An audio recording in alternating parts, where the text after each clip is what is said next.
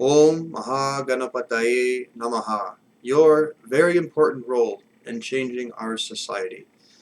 Now, before I talk about your role, I want to talk a little bit about society and why it is so important that we change our society. If you look at our society in general, our society is sort of like a gauntlet. It's a filter. You take a human, a newborn baby, an empty sponge, an empty mind, and you put them through this process of rearing from parents who have been conditioned to believe in certain things, who've already made it through the society, who already have been a byproduct of the society. You put them through a school and educational system. You bombard them with media, whether it's social media, movies, TV shows, all the idols of these celebrities and all these things. And the byproduct is, what is the byproduct? It produces a certain byproduct. This whole social thing is almost like, if you ever heard of the games called The Sims, where you create your own societies to produce like certain people. This is very much what a society is. A society is essentially uh, taking a blank slate as a newborn baby. No orientations, no preconceptions, no concepts, just a blank slate, and putting them through a process, a systematic process to produce a certain human being. And so in our society, we are producing a very interesting type of being that obviously is not working. If you look at, for example, United States is characterized where we're more oriented on the material side. We're more into the wealth, and although we have a lot of, as God, in God we trust, in the dollar bill and all these things, for the most part, most people don't have a very deep spiritual sort of orientation to life. And the result of this is, I think our country, of all the countries in the world, is one of the highest, if not the highest, for depression medication, all these suicides related to depression, psychiatric help related to depression, all these things, because we have produced a certain person who we think the ultimate goal of life, for example, is to become this billionaire rich person who has everything they ever wanted and all these things. But then if you actually look at these people and you listen to these, what they're saying is, some of the most miserable people are the people who have everything they ever wanted. They've manifested, they've created all the matter, but there's no substance to it. It's superficial. So when you imagine getting everything you want and you have nothing else, you have billions of dollars, you got the planes, you got the cars, you got the houses. And I want to say also right away, I'm not saying wealth is bad. Don't get me wrong. I also want wealth, but it has to be tempered or balanced with a wisdom or a spiritual orientation. Spiritual and material both need to come together. That's the ultimate goal. So this dichotomy we have of spiritualist. If you're a spiritualist, you can't be you can't be in materialism. You have to be sort of like a renunciate. And then this idea, if you're in the materialism stuff, you're not really into religion and all these things. This is a false concept. This is something. Now, where do we get these concepts from? This is very important to understand, because now I'm going to lead into what you can do. Part of your very important role that you would play in all this, because don't kid yourself. You are very important in this whole thing. Where do we get these concepts? We get these concepts from our parents. We get these concepts from our friends. Primarily, all the concepts, where are they being fed to everybody from? So where is our parents being conditioned from? Where are the children being conditioned from? Where are our friends being conditioned from? We're being conditioned from mainly our media and our educational system, where we have authority figures who are, we've positioned, our society has positioned them to be authority figures. Are they authority figures in the law of nature, in the universe, in the scope of the entire universe? Do they have any authority outside of our society? No. Most likely no. They're being propped up as social authority figures.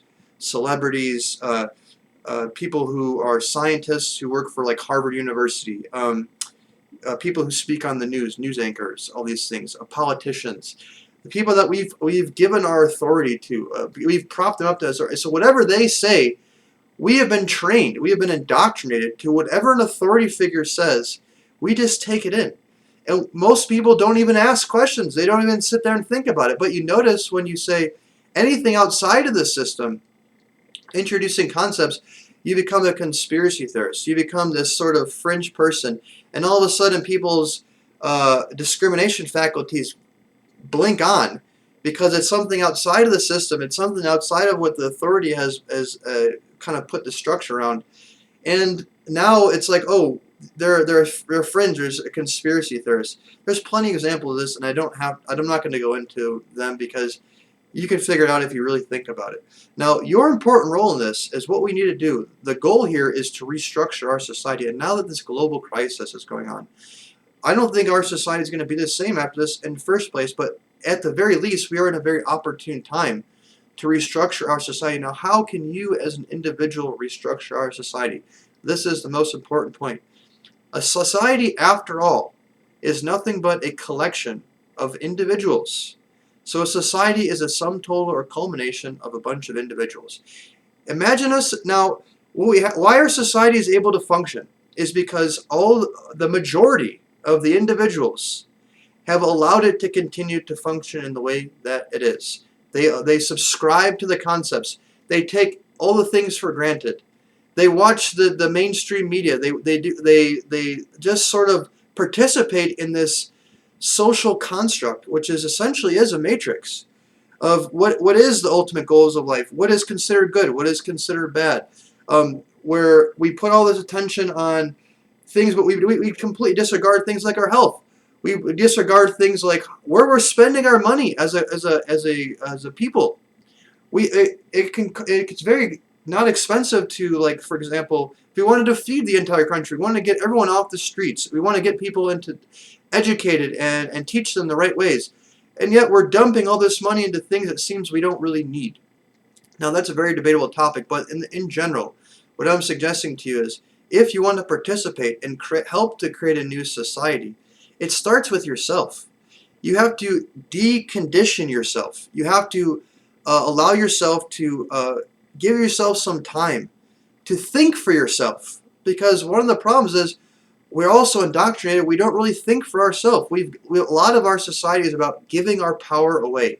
We let other people make decisions for us because we've given them the authority to do so, and therefore whatever that authority says to us, we have subconsciously given our power away, and that's why we just accept it for granted. We don't even ask about it because we aren't allowing ourselves to think for ourselves. So you have to decondition. What I mean by decondition is drop the concepts that are constantly you're being bombarded with. Sit with yourself. Allow yourself to ask questions and come to your own conclusions. Do your own research. Become a very strong and capable individual who isn't dependent on anybody else. You aren't dependent on somebody else. You're able to think for yourself. So when somebody tells you something, you have your own discrimination faculties where you're not orienting yourself as a conditioned person of a society who just takes things for granted. So the way that we're going to create a new society is we have to first start with the individuals and first recognize, hey, this society doesn't work. This society is there's room for improvement. At least we can all agree there is certainly room for improvement. We have this two-party system. Only people can fit in these two parties. It's a tribal thing, as Dr. Ply talks about. We have the Republican tribe, a Democrat. It's all nonsense because they're all, at the end of the day, they're all working for the same thing. They're all wings of the same bird. So it's all complete nonsense. And once you're able to pull yourself out and say, wait a second, let me just stop listening to everybody else, and let me just sit with myself for a while. Let me just pull myself out and think outside the box, or look at this from a different perspective. You will begin to see the insanity of what we subscribe to on a regular basis. And then listening to conversations. I go out to the store, I go out to the post office, and all I hear is people regurgitating what they're hearing on the news. And because right now it's all about this coronavirus thing, people are just regurgitating to each other, and they're all just encouraging each other to be scared, and they're all like checking each other. It's kind of like The Matrix. Have you ever watched The Matrix, where you have the agents, these guys who Neo and those guys are walking around, and anybody is a potential agent. Anybody at any time can morphosize into these agents, who are these guys who are trying to reinforce the Matrix and uphold the Matrix. What does that mean? It means if you are somebody who is subscribed to these concepts, you are the agent. That's why an agent can become anybody, because They don't need to have police and the Gestapo in the streets. They have people doing that for them. They get them. They've convinced them to watch the media and subscribe to everything and be these authority figures, and they're just pumping things down in their ears, down their throat. And these people go out and regurgitate it to everybody, and they do their job and reinforce it in the society. So you can see how the society is being sustained is because of the individuals who are not taking responsibility and just allowing themselves to participate in this game of insanity. So I hope this inspires you. My intention was to just inspire you and help you bring these concepts into your mind. So if you have any questions, comments, or feedback, I would love to hear them. Please put them in the comments below. And as always, if you'd like to be notified for future videos, click the subscribe button and the bell notification. God bless.